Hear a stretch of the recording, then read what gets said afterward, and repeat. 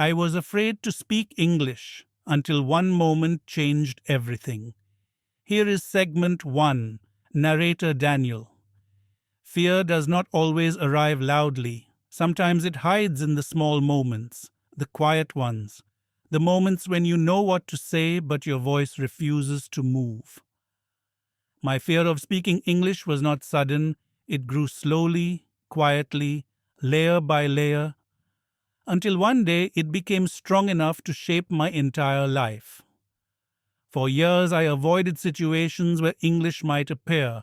I avoided phone calls. I avoided group discussions.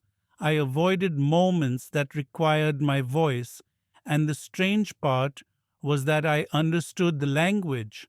I could read it, I could write it, but speaking felt like standing on the edge of something dangerous, something I was not prepared for.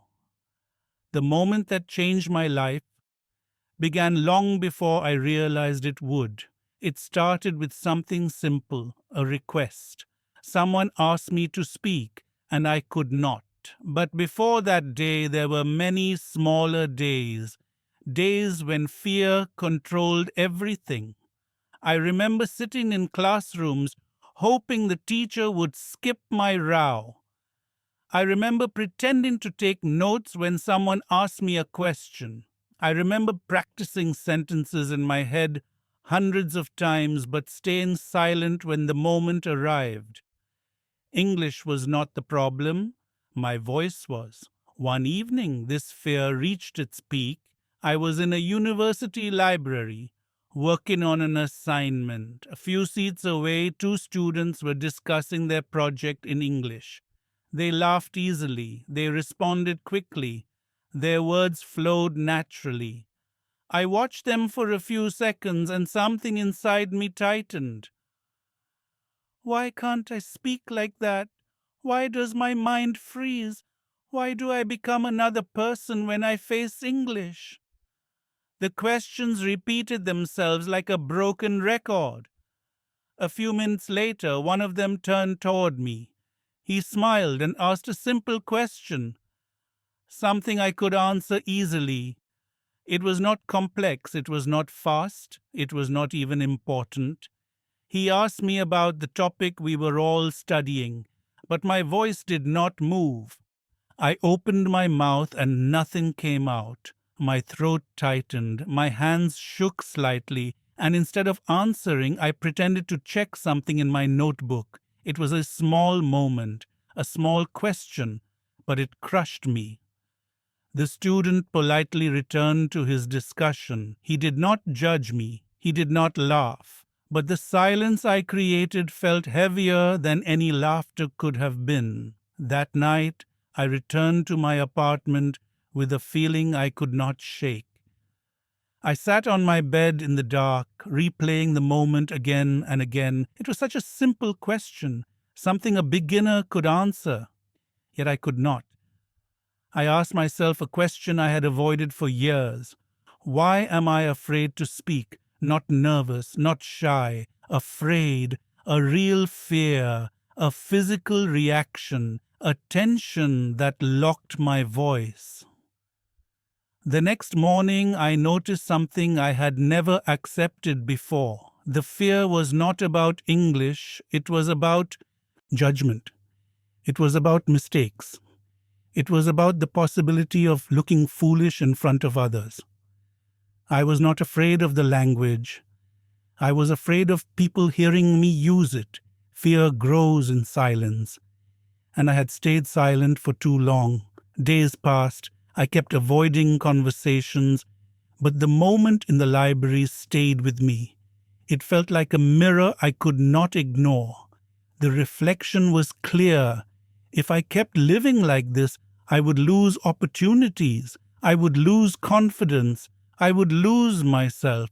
Then came the moment that changed everything. It was unexpected. It did not happen in a classroom. It did not happen in a library. It happened in a crowded place, a situation I could not escape, a moment where speaking was not a choice. It was necessary. I did not know then that this moment would begin the transformation I had been avoiding for years. The moment that would force my voice out of hiding. The moment that would break the silence I had lived in for so long. This is the story of that moment and the story of how my life changed because of it. Segment 2. Narrator Daniel. The moment that changed everything began on a day that looked ordinary, a day I did not expect anything from, the kind of day you forget as soon as it ends. But some days are disguised. They appear normal until they force you to confront something you have avoided your entire life. It was late afternoon. I was on my way home after a long day of classes. My mind felt tired. My thoughts were heavy. I walked toward the subway station, blending into the crowd the way I always did, silent, invisible, a shadow moving quietly between people who seemed so much more confident than me. I remember the cold air hitting my face when I stepped outside the campus building. I remember the sound of distant traffic. I remember thinking about the unfinished assignment I needed to fix. Normal thoughts, routine thoughts, nothing unusual. But life has a way of creating moments when you least expect them. As I entered the crowded subway station, I noticed a small group gathered near the ticket machines. Something had happened, people were talking fast, a few were pointing, others were backing away. I moved closer, curious but cautious. That was when I saw her. An older woman, maybe in her 60s, stood helplessly near the machine. Her hands trembled as she tried to speak. She was clearly struggling. She looked overwhelmed, lost.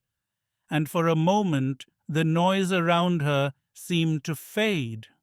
A younger man stepped forward to help, but he quickly shook his head because he could not understand her language.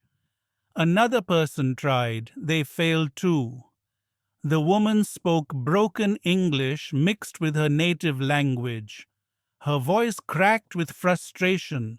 She apologized repeatedly. Her face showed fear I knew all too well. And then she looked directly at me. Her eyes held the same fear I carried for years, the same hesitation, the same silent plea for understanding. She spoke a few words, simple words, words that any English learner could understand, but her fear made them shaky. I understood her immediately. She needed a ticket. She didn't know how to select the correct option. She didn't know which train went where. She didn't know how to express her confusion. She just needed someone patient enough to listen. I stepped forward gently. The moment I did, something inside me tightened. I felt the familiar fear rising, the fear of speaking, the fear of being heard, the fear of making a mistake in front of people. But the woman's eyes made it impossible to walk away. I knew that look. I lived with it, so I tried. A small sentence, a quiet voice, barely louder than the crowd. "Let me help you." The words trembled as they left my mouth.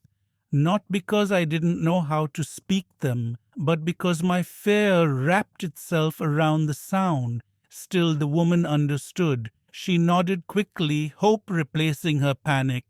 I asked her where she needed to go. My voice was low, careful, almost fragile. She answered slowly, mixing her language with English. I listened closely, focused entirely on meaning instead of perfection. People around us watched for a moment, then continued with their day. The noise returned. The world moved on. But inside me, something shifted.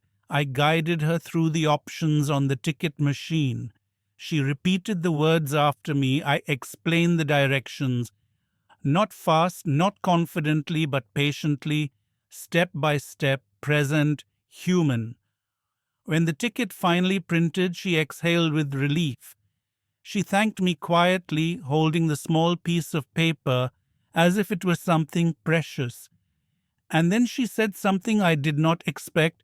"Your English is very good, thank you." I froze. I wanted to laugh, or cry, or disappear. Not because I believed her, but because I suddenly realized the truth. I had spoken. I had been understood. My voice had worked. The fear was still there, but something else was stronger.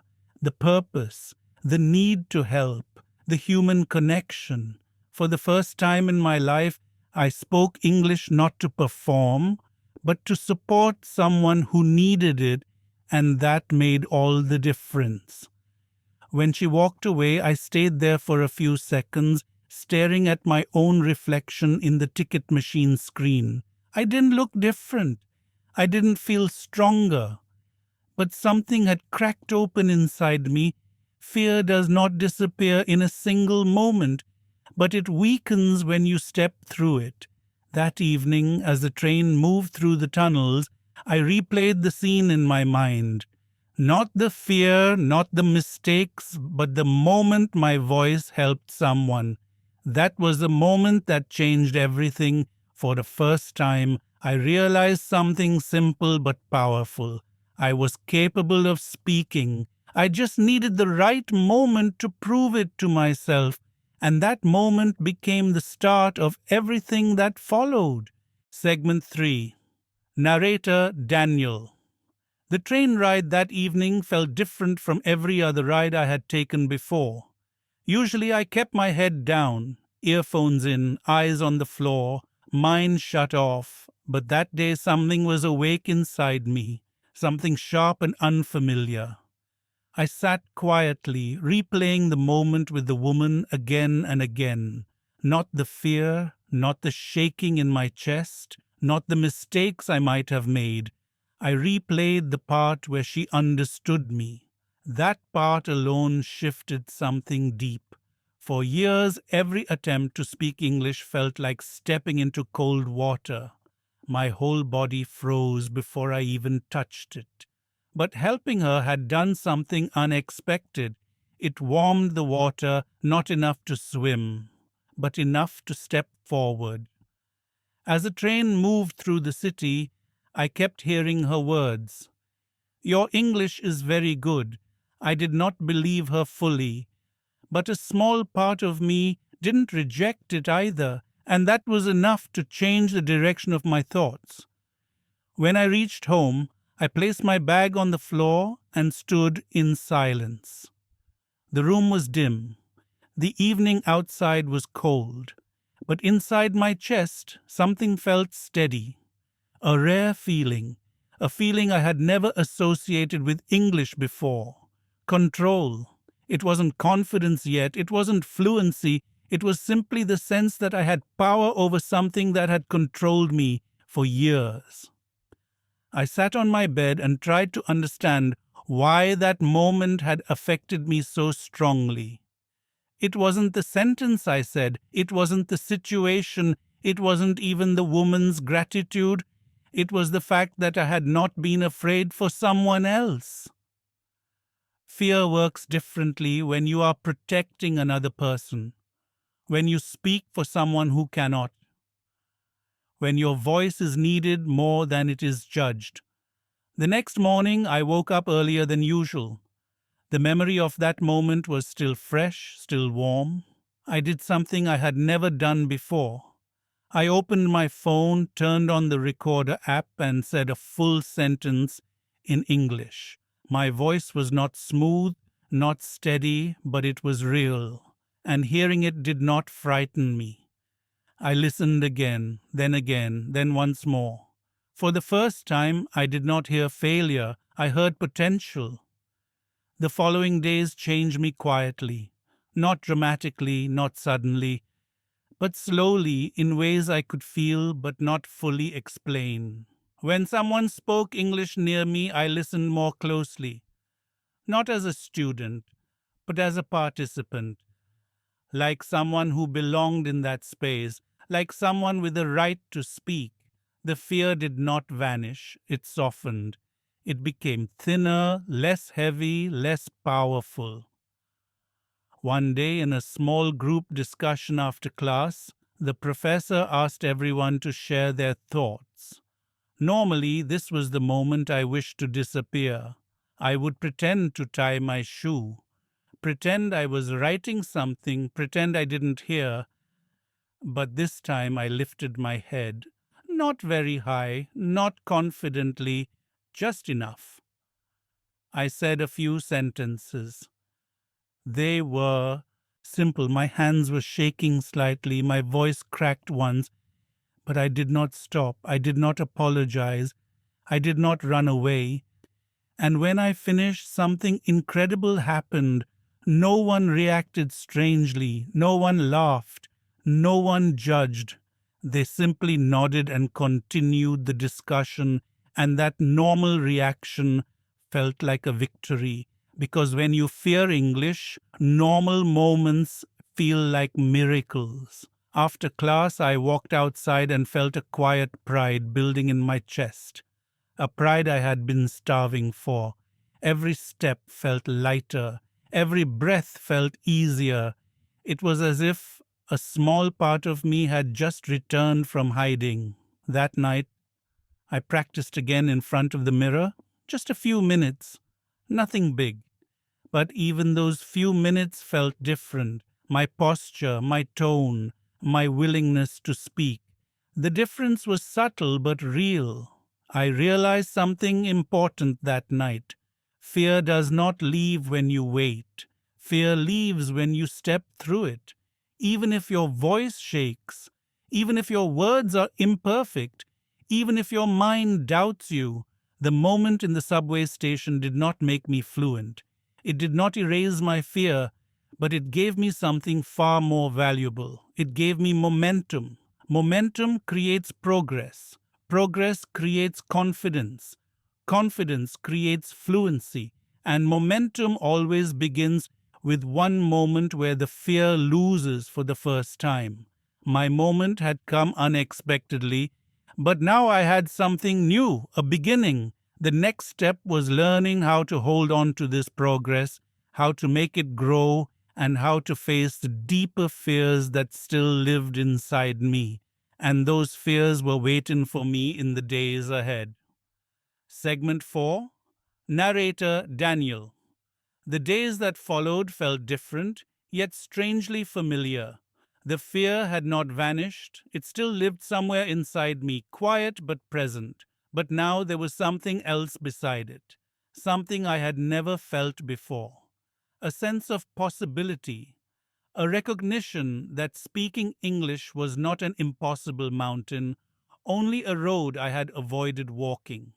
The moment in the subway had opened a small doorway in my mind, a doorway I kept walking toward even if my steps were cautious.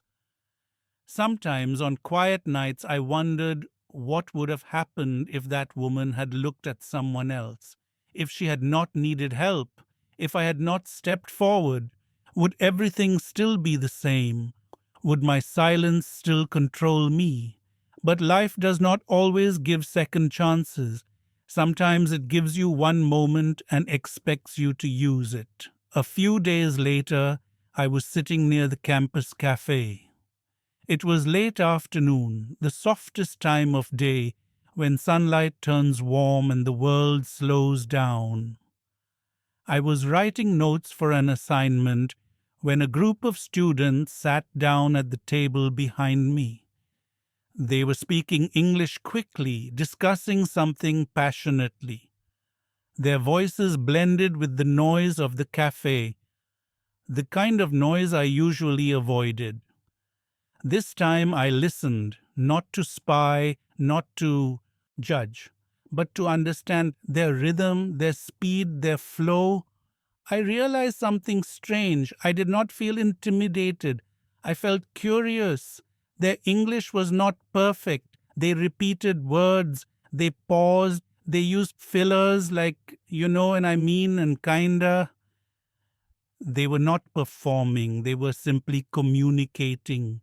and I realized I had spent years trying to sound perfect instead of trying to connect.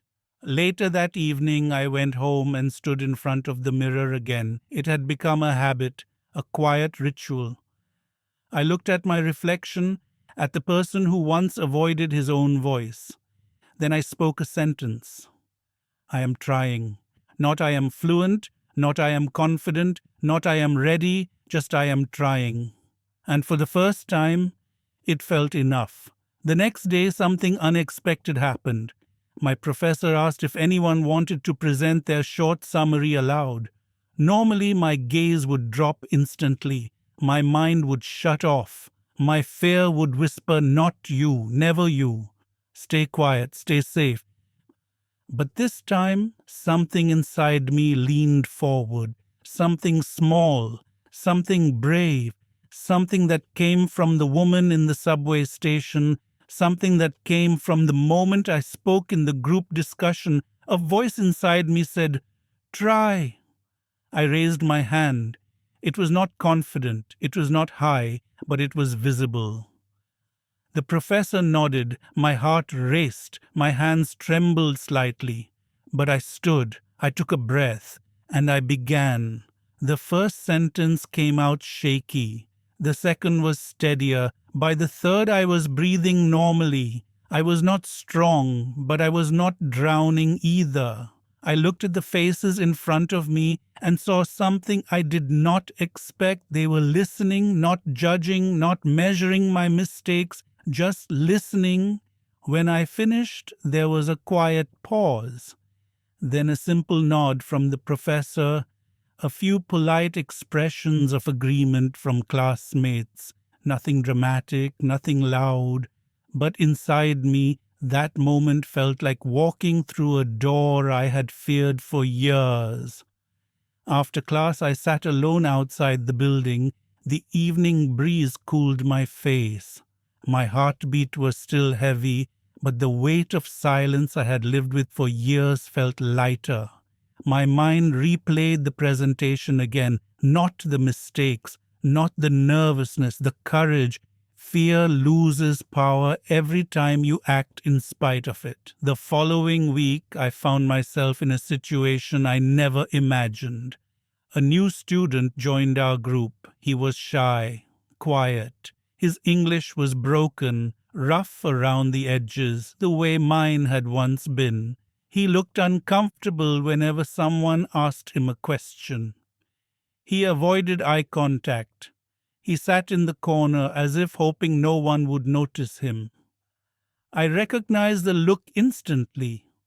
It was the same look I had carried for years, the look of someone who wants to speak but fears the moment sound leaves their mouth. I approached him after class, slowly, gently, the way I wish someone had approached me years ago. I asked his name. He answered quietly. Then he apologized for his English, saying he wasn't good, and without thinking, I said the same sentence I had once heard. "Your English is better than you think." His eyes lifted for a moment, then he smiled. A small smile, but a real one. As I walked away, I felt something shift deeply within me. I had become the person I once needed, the person who gives courage instead of judgment, the person who understands the battle hidden beneath every simple English sentence. And for the first time in my life, I understood the real purpose behind my struggle. Fear had not been a punishment, it had been preparation for the moment when my experience would help someone else. There was the turning point, the beginning of understanding that my journey was not only about learning English, it was about finding my voice in a world where I once believed I had none. Everything ahead of me was about to change. Segment 5. Narrator Daniel. The turning point did not make me fearless. It made me aware of how fear worked, aware of how it lived inside me, aware of the way it controlled my decisions without ever raising its voice. But awareness alone is not freedom. It is only the beginning of it. In the days that followed, I kept noticing something subtle. Every time I faced a situation where English was required, my fear appeared, but it did not feel as strong as before. It no longer controlled the entire room. It stood in the corner, watching me, waiting to see what I would do. And each time I chose to speak, even if I stumbled, even if my voice shook, the fear stepped back a little more. One afternoon, I experienced a moment that revealed how much I had changed. I was walking across campus when I heard someone call my name. It was the professor from the group discussion. He waved me over and asked if I could help a new student understand the assignment. My first reaction was instinctive. The old fear tried to rise. The old voice whispered, "What if you mess up? What if he thinks you're not good enough?" But the whisper felt weaker than ever before. I nodded and walked toward the student. He looked nervous. He held his textbook awkwardly and kept adjusting his backpack strap. When I spoke, his shoulders relaxed a little. He listened closely. I explained the assignment slowly, choosing simple words, giving examples, making sure he understood. When he finally nodded confidently, I felt something I had never felt before. I felt capable, not perfect, not fluent, just capable. And capability is the foundation of confidence. Later that evening, I sat in my room thinking about what had happened. Helping someone else had changed me more than any exercise, any practice session, any mirror conversation. I realized something meaningful. Fear becomes smaller when your purpose becomes bigger. The next day brought another test, a real one. I needed to ask a question in English at the department office, something I had avoided for months because it required speaking to someone face to face. In the past, I would have waited or emailed or found another way, but this time I walked straight to the office. My heart was still beating fast. My palms felt warm. The fear was still there. But I did not turn around. When my turn came, I walked up to the desk. The staff member greeted me politely. I responded. My voice was steady enough, not strong, but present. I asked my question. She answered without any sign of confusion or frustration. She understood me clearly. The entire exchange lasted barely 30 seconds. But when I walked out of that office, it felt like I had stepped out of a prison I built myself. Confidence does not arrive in a single moment. It arrives in small moments that accumulate quietly. A few days later, something even more surprising happened. I was invited to join a small study group. In the old days, I would have found a reason to say no. Study groups meant speaking. Speaking meant fear. Fear meant silence. But now something inside me wanted to try. The first meeting was slow for me. I spoke only when necessary. My sentences were short. I paused often, but I stayed. I did not run away. I let myself exist in that space without expecting perfection. The second meeting was easier. I contributed more. I asked a question. I answered one, two. In the third meeting, I spoke naturally, without worrying about how I sounded. Sometimes I made mistakes. No one cared. No one even noticed. They cared about the conversation, not the grammar inside it. And that was when I understood something crucial. People do not judge your English as harshly as you judge yourself. Once, after the fourth meeting, a classmate approached me and said something simple. "You explain things clearly. It's easy to understand you." I did not know how to respond at first. I had never seen myself that way. But hearing that sentence shifted something deep inside me. I had spent years believing that my English was a burden. Now I was hearing that it was helping someone. Later that night, as I walked home, I realized how much life I had missed because of fear. I had avoided opportunities, I had avoided conversations, I had avoided friendships, all because I believed I was not good enough to speak. But now the world felt different, not easier, but more open. That evening I recorded myself again. This time I did not judge the sound, I listened for something else. Progress. And it was there, not loud, not dramatic, but undeniable. My pauses were shorter, my tone was steadier, my sentences flowed more naturally. Fear had not left me, but it no longer defined me. As I turned off the recorder, I looked at my reflection in the dark window. And for the first time, I saw a version of myself I had hoped to become for years. Someone willing to speak, someone willing to try, someone willing to stand on the other side of fear. This was not the end. It was only the beginning of the real transformation. The deeper layers of fear were still waiting for me, and I was ready to face them. Segment 6. Narrator. Daniel, confidence is not a finish line. It is a place you return to again and again, each time with a slightly different version of yourself. By the time I reached this stage of my journey, I understood that fear does not disappear because you fought it once. It returns. It tests you. It waits for moments when you are tired, stressed, uncertain. But something had changed inside me. I was no longer running from those moments. I was walking into them slowly but willingly. One experience made this clearer than anything else. It was a busy morning in the campus cafeteria. The place was filled with noise, people talking, laughing, ordering food, English everywhere.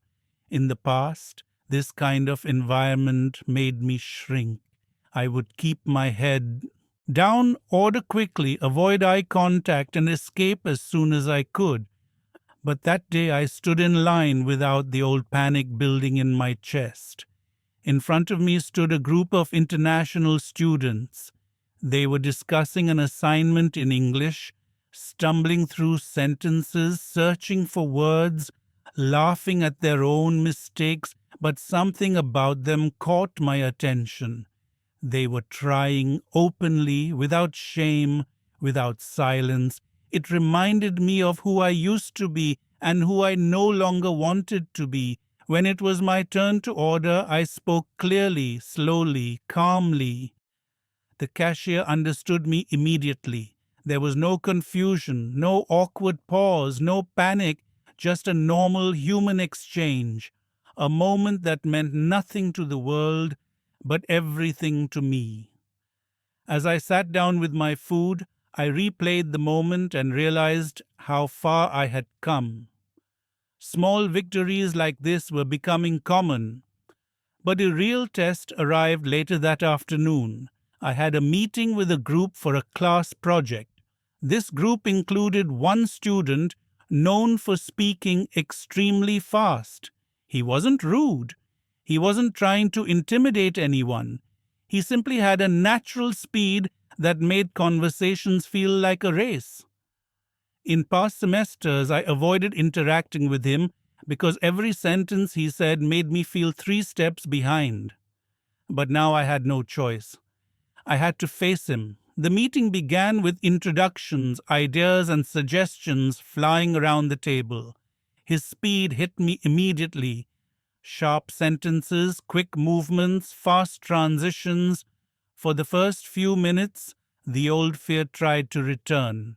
It whispered that I was too slow, too unsure, too inexperienced to keep up. But I took a breath, and instead of trying to match his speed, I focused on something else, understanding the idea, not the pace. When it was my turn to speak, I did not try to sound like him.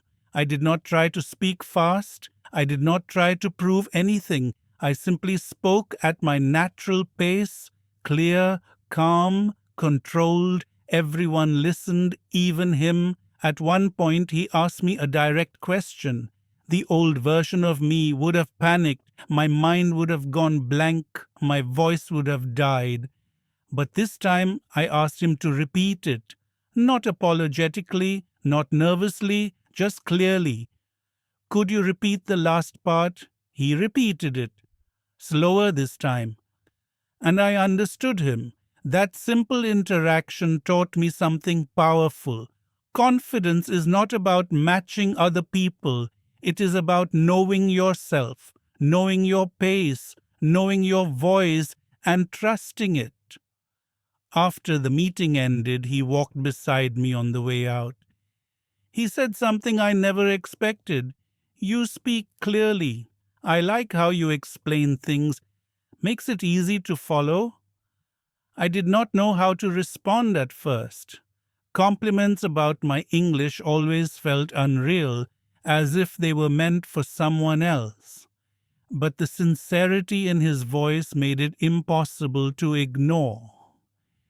That evening I reflected on everything. The cafeteria, the meeting, the confidence, the calmness. And I realized that I had reached a stage I never believed possible. I was functioning in English without fear, controlling every movement. Not perfectly, not flawlessly, but freely. Later that night, I received a message from the study group asking if I could explain a concept again because they understood it better when I spoke. That message hit me harder than any praise. It was proof that my voice, this same voice I had doubted for years, was helping others. I sat on my bed, letting the moments sink in. Every step I had taken, every small risk, every shaky sentence had brought me here. And for the first time, I believed I belonged in the language I once feared. But a journey was not finished. There was still a deeper layer of fear left to face, a moment ahead that would test everything I had learned, a moment that would either break me or finally free me. And that moment was coming soon. Segment 7. Narrator. Daniel growth has a pattern. It never moves in a straight line. It rises, falls, loops back, pauses, and then continues forward in unexpected ways. By the time I reached this stage, I had collected many small victories. Each one had built a part of my confidence. But true growth demands something more. It demands a moment that pushes you outside every comfortable inch of your progress. A moment where you must choose between falling back into fear or breaking through it completely. My moment arrived in a place I never expected. A classroom, not my usual one, a different one, a place where I was not a student, but a helper. One afternoon, my professor asked me to stop by her office. I assumed it was about an assignment or schedule. But when I stepped inside, she looked at me with an expression that felt serious and thoughtful at the same time. She said there was a first-year student who was struggling with English, struggling in a way that reminded her of how I used to avoid speaking.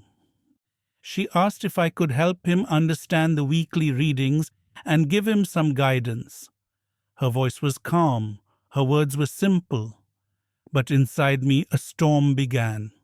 Help him, guide him, speak to him. I nodded. But the moment I walked out of her office, fear hit me in a wave I had not felt in weeks. Helping someone casually was one thing, supporting someone officially felt like a responsibility I was not prepared for. My mind filled with questions. What if I cannot explain things clearly? What if he realizes my English is not perfect? What if I freeze again? What if I disappoint him? Fear always returns when the stakes feel higher. Still, the meeting was arranged for the next day, so I prepared, not with textbooks or notes. I prepared myself emotionally. I reminded myself of the woman at the subway station. I reminded myself of the small victories. I reminded myself that English is not measured in perfection, but in communication. When the day arrived, I walked to the tutoring room early. My heart raced. My palms felt warm. But I stayed. I sat down. I waited. A few minutes later, the door opened and a shy young man stepped inside. He looked exactly the way I used to feel, hesitant, nervous, carrying the weight of silence on his shoulders. He apologized before he sat down, the same apology I once carried in my mouth, the apology for not being good enough. I recognized it instantly. We began with small questions: his name, his background, his struggles, his fears. As he spoke, I saw myself in every pause, every unfinished sentence, every glance at the floor. And suddenly my fear softened, because I knew exactly what he needed. Not perfect English, not a flawless explanation. He needed patience. He needed understanding. He needed someone who knew the path from inside the fear, not outside it. So I spoke slowly, clearly, calmly. I explained the reading in simple words.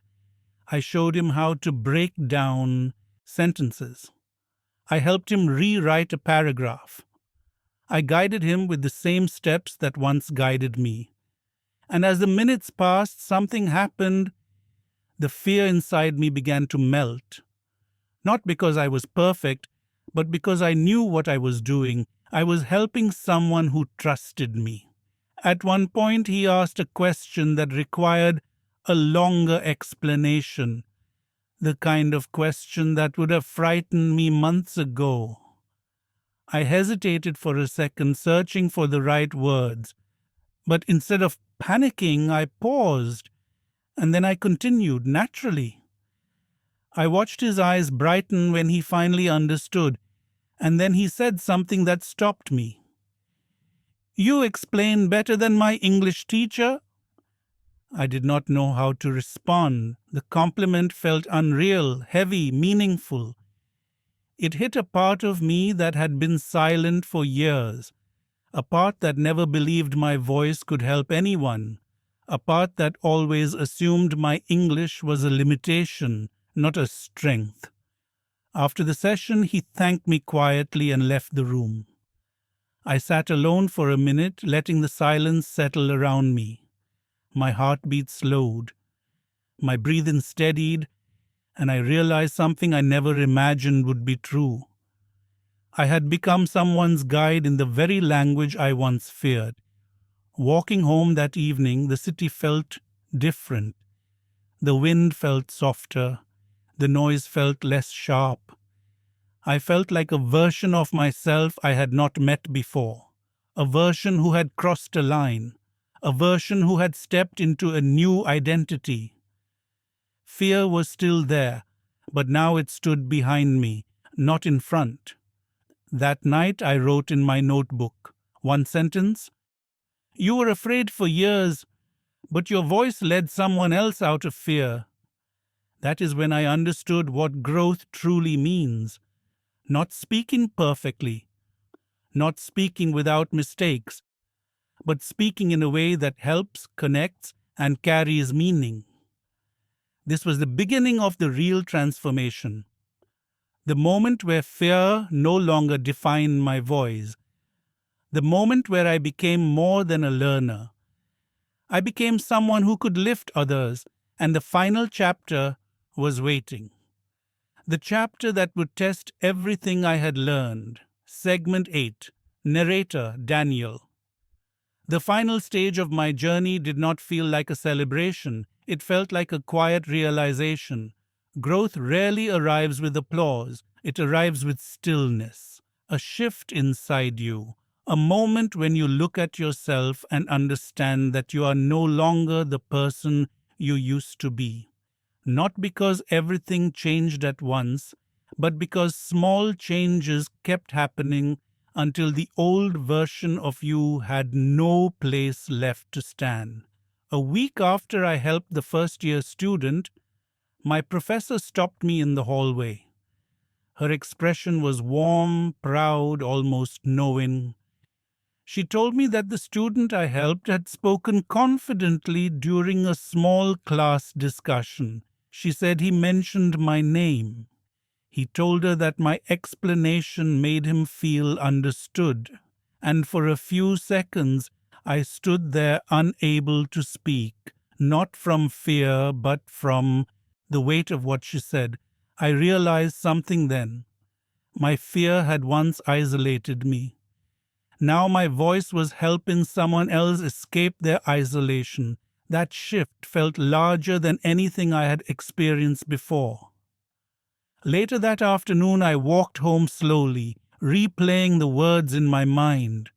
Not the praise, not the professor's tone, but the meaning behind it. Someone had stepped forward because of me. Someone had spoken because I had spoken first. That thought alone changed the way I saw myself. Fear had stolen years from me, but now I was reclaiming something far greater. That evening, I decided to do something I had avoided for years. I went to an English conversation event hosted on campus. I had seen the posters before. I had walked past them many times, reading the words and pretending I wasn't interested, but inside I always wanted to go. I wanted to belong somewhere English was spoken without fear. I wanted to feel normal. I wanted to practice without judgment. This time I went. When I arrived, the room was already full. Students from different countries were speaking in small groups. Some were fluent, some were beginners, some sounded confident, some sounded nervous, but no one was silent. Everyone was trying, everyone was participating, everyone was human. I stood near the door for a moment, unsure where to go. Then someone waved at me and invited me to join their group. I walked over. My steps were slow but steady. When it was my turn to speak, I introduced myself. My voice did not shake. I did not overthink the words. I did not rehearse sentences in my mind. I simply spoke. Naturally, honestly, freely. Minutes passed, then an hour, and for the first time in my life, I was speaking English in a room full of people without fear controlling my breathing. I made mistakes. I corrected them. I asked questions. I answered them. I joked. Others laughed. Not at me, with me. It felt unreal. It felt peaceful. It felt like I had finally stepped into a life I once believed belonged to other people. When the event ended, I walked outside into the cool night air and looked at the sky. It felt wider somehow. My chest felt lighter. My mind felt quiet. And for the first time, I asked myself a question I had never been able to ask without shame. What else have I been afraid of that I am capable of overcoming? Fear had been my teacher for so long. It showed me the limits I believed in. It showed me the walls I had built. But now fear was behind me, following quietly, unable to catch up. The next morning, I received a message from the student I had helped earlier. He said he finally spoke in class without shaking. He said he didn't care if he made mistakes anymore. He said he hoped one day he could help someone else the same way. As I read those words, something in me settled, a feeling I had chased for years, a feeling I had never reached before. Not fluency, not perfection, something deeper, belonging. I belonged in the language I once feared. I belonged in conversations. I belonged in moments that once terrified me. And most importantly, I belonged in the world, not as someone hiding behind silence, but as someone living with a voice. That night, before sleeping, I opened the same notebook I had kept since the beginning of my journey.